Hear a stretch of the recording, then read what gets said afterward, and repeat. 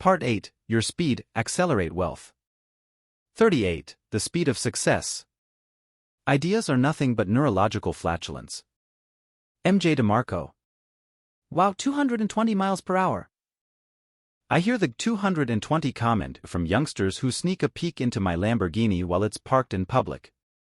The listed top speed on its speedometer is 220 miles per hour.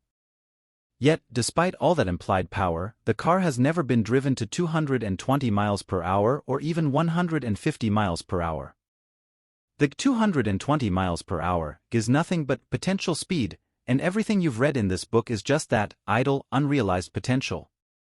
The FastLane is a conglomeration of information that creates potential speed. You understand the FastLane roadmap and its wealth equation. You've dumped the sidewalk in the slow lane. Your vehicle is primed and filled with fuel. You are committed, not merely interested.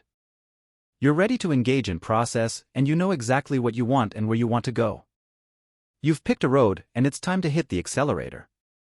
Doing nothing is expected. Ever wonder if those late-night get-rich infomercial products really work? Can you really make millions trading foreign currency or buying real estate with no money down? The truth is you can, but the purveyors of these infomercials don't tell you their real revenue model. They make money on planned obsolescence.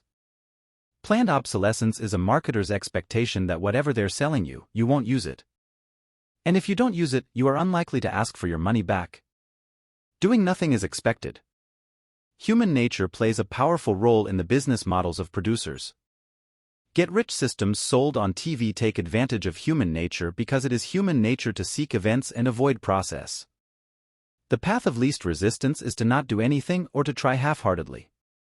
The fact is, most people, whether they agree with FastLane's strategy or not, will do nothing with the information. They'll stare at the roadmap but never take the road and hit the accelerator. It's one thing to possess the treasure map, it's another to get out of the house and follow it. Doing nothing is normal when it's normalcy that you seek to avoid. The strategy for speed, chess, not checkers. Speed is not thinking about a FastLane business, but creating it. Speed is uncovering a need and formulating a solution and a prototype. Speed is filing paperwork for your business entity. Speed is building and growing a business. Speed is making contacts and forcing your process out into the world. Speed is approaching your business like a strategic game of chess while your opponents play checkers. Speed is turning off the PlayStation. Chess is a complex game with complex maneuvers, and your business must be run similarly. Unfortunately, most business owners approach business one-dimensionally, like a game of checkers, and doing so puts the owner into a winless game. Checkers is one-dimensional because all the pieces move identically, while chess is multidimensional because each piece moves differently with different roles. The business owner who plays checkers has one offensive and defensive play in the playbook: price. Raise prices, lower prices, cut costs, cheaper suppliers. Go Lord, how can I be the cheapest so everyone buys from me? This one-dimensional attack throws entrepreneurs into cyclical bidding wars, marginalizing their offers with one goal in mind: to be the cheapest. In the limo industry, price wars dominated because owners commoditized their brands to a one-dimensional attack. If my offer is the cheapest, I will book more business. Your success requires a shift from this one-dimensional approach to a multidimensional attack. Put the checkers away and play chess, where each chess piece represents a specific function within your business. How you play each function will determine if you build FastLane speed or drift aimlessly. Those pieces are: the king, your execution; the queen, your marketing; the bishop, your customer service; the knight, your product; the rook, your people; the pawn, your ideas. While it isn't within the scope of the book to dissect every nuance of each, I will highlight the crucial momentum-building elements that explode speed. You've got a system to build. Execution is king. Ideas are pawns. Potential speed is a loose idea that needs an executioner. When a youngster sees 220 miles per hour on a speedometer, they see an idea and a possibility.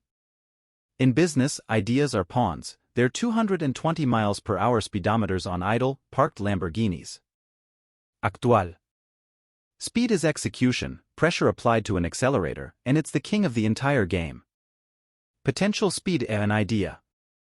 Actual speed, an idea accelerated and executed. An idea trapped in your brain is like a supercar trapped in the garage with a dead battery.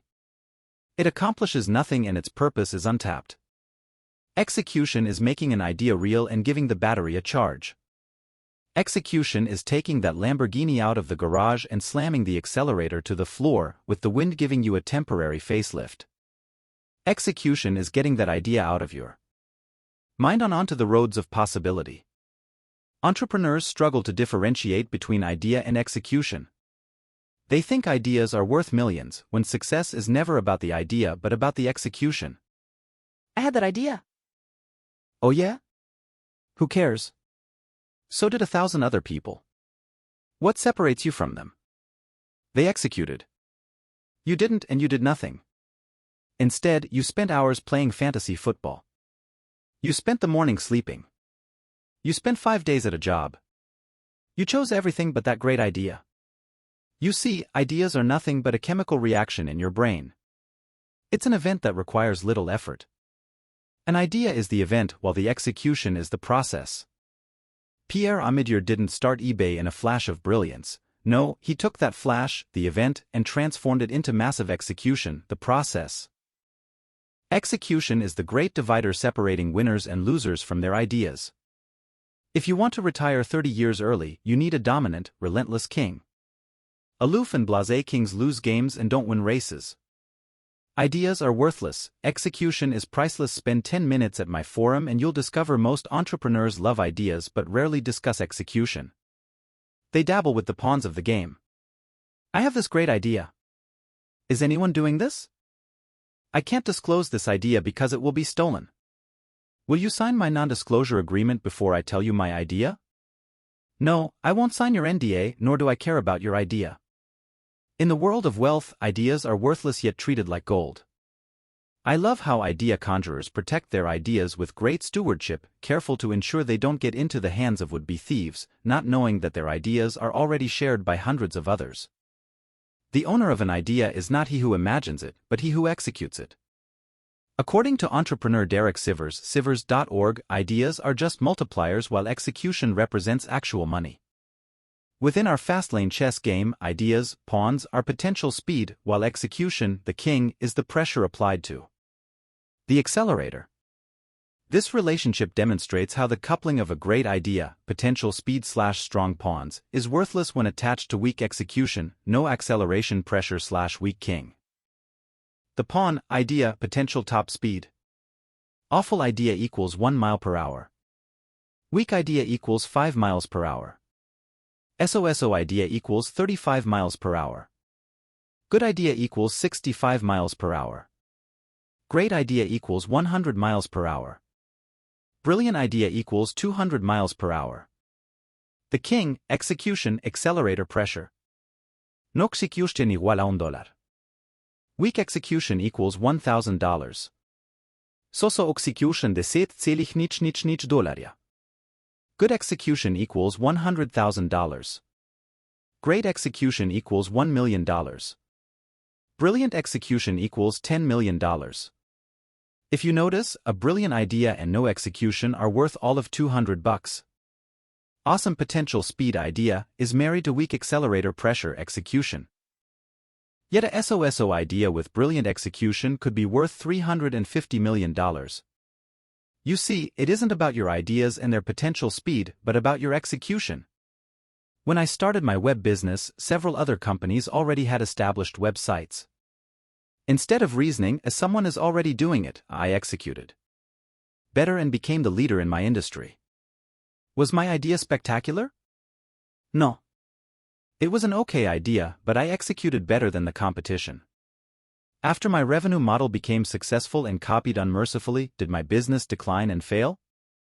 No, because the idea wasn't the linchpin to success, it was execution. Competitors who copied my idea didn't possess a powerful king to the wealth game, and that is execution. Chess isn't won by stealing pawns.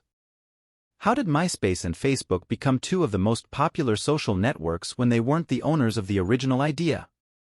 Execution. Execution is taking the neurological flatulence that is an idea and making it smell like a rose. Seriously, think about what I've been saying throughout this whole book. Why is execution so difficult while ideas are so routine? Once again, we return to our wealth dichotomy, event versus process. Execution takes process, effort, sacrifice, discipline, and persistence. Ideas are just events. If you need to travel 6 million miles and you move at 15 miles per hour, you will get there in 45 years. This represents the slow lane. If you move at 95 miles per hour, you get there in 7 years. This is the fast lane. The business of speed is execution.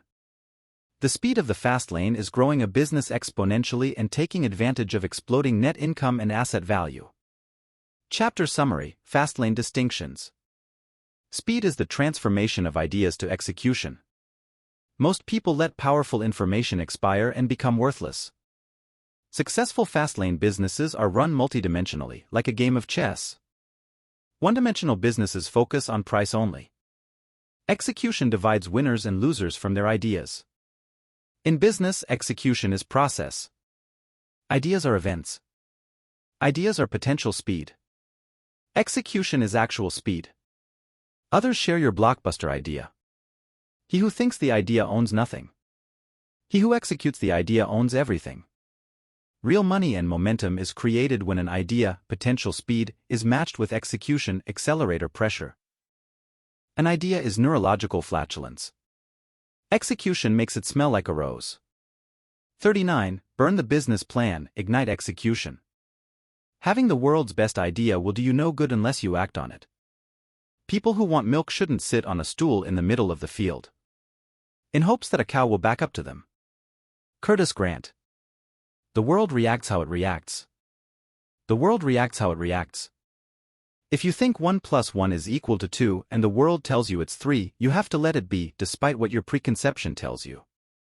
When it comes to your ideas, your plans, and your business, you never know what works until you put it out to the world. In business, I call this putting it out into the box. Anytime I launched a new service or feature at my website, it was an experiment to see how the world reacted. And with each experiment, I'd be surprised. This new site design is going to be a blockbuster. And then, wham, hundreds of emails pour in from disgruntled visitors who want to string you up on an oak tree and castrate you.